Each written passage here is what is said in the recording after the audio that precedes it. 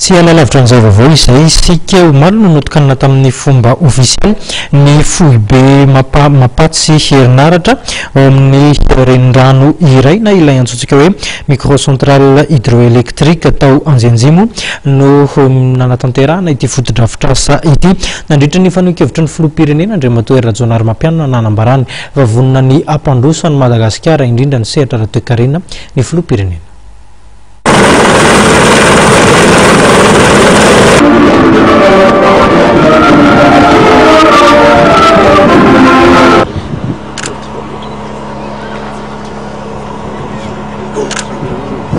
Foibe mamatsy herinaratra mahatratra 100 kilowatt no nitokana natao ajijy omaly. Foto-drafitrasa rafitra amin'ny fiara-miasa miaraka amin'ny orinasa Sermad, ny ADER ary ny GIZ izay mpiara-miombona antoka Almanina.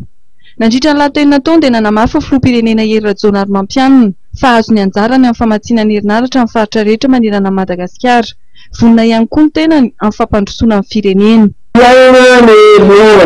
Izay mahadevitsika androany satrotra moa dia resaka zavatra maro samihafa aminareo fa ny herinaratra no tena zava-dehibe satria ny herinaratra ho an'ny vahoaka izany indritra an'ireny fitondram-panjakana ary andrana nametrahantsika izany amin'ny faritra rehetra tsy any mandray mivoatra intsony tahaka ny fahiny no ahitana ny herinaratra fa aty amin'ny ambanivohitra ary amin'ny faritra rehetra lavitra ny renivoham-paritany reny no asiana ny herinaratra ary nareo misy amin'ny voalohany nahazo izany tetiklasy tetiklasy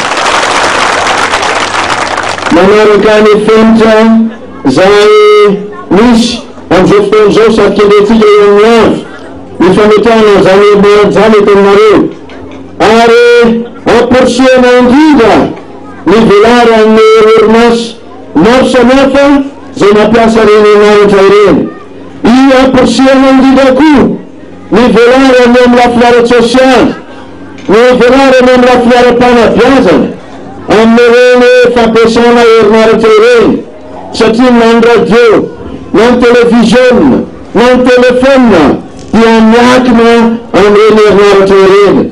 Ka rehefa mangataka anao teo andeha matomera hoe mba jereo lycéanao na metokanao aho na izao na raha-matovaditra amin'ny agent bibliotèque zany ary tonga televiziona izay omena anareo anamesy ampiasanao bibliotèque ampiasanareo zany tetiklasy tetiklasy.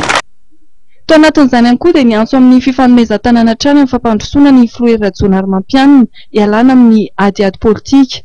Nasiany teny ihany koa ny fametrahana tamotandalàna mba ahafahana miroso amin'izany fampandrosoana izany. Anarina firenena isika izany tsy mivoalaza reto amin'ny reteo anarina firenena isika ary vondrona miara-miasa ampandroso ny firenena izany nikendreny tsy mampizarazara amin'ity firenena ity amin'ny hevitra politika maro samihafa fa mampivondrona ity firenena ity ary milana miasa ihany no anatanterahitsika izany zavatra izany. Fampandrosoana ara-tsosialy, fampandrosoana ara-toe-karena izany no tadiavitsika. Mila fiovana toe-tsaina izany tompokilasy tompokivavy ary mila fahadiovana toe-tsaina amin'ny fampiasana rankoa ny foto-kevitry ny fitondrana tan-dalàna izany zavatra izany.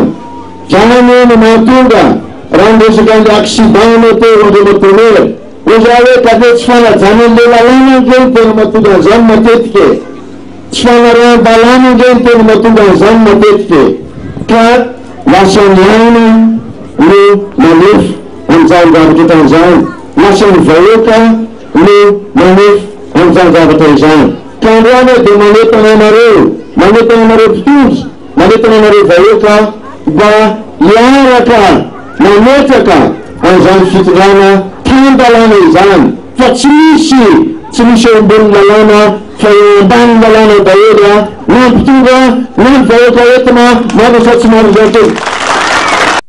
Notsidihany filoha Hery Rajaonary Mampianina ihany koa ny fiara-miasan'ny sehatra tsy miankina sy ny fitondram-panjakana entina indrindra metrahana ireo foto-drafitrasa isan-tsokajiny ho amin'ny fampandrosoana firenena. Tsy adin'ny filoha ihany koa ny ampiroborobo ny sehatry ny indostria malagasy ahafahany faninana amin'ny any ivelany no anisan'ny tanjona kendren'ny fitondrana ankehitriny.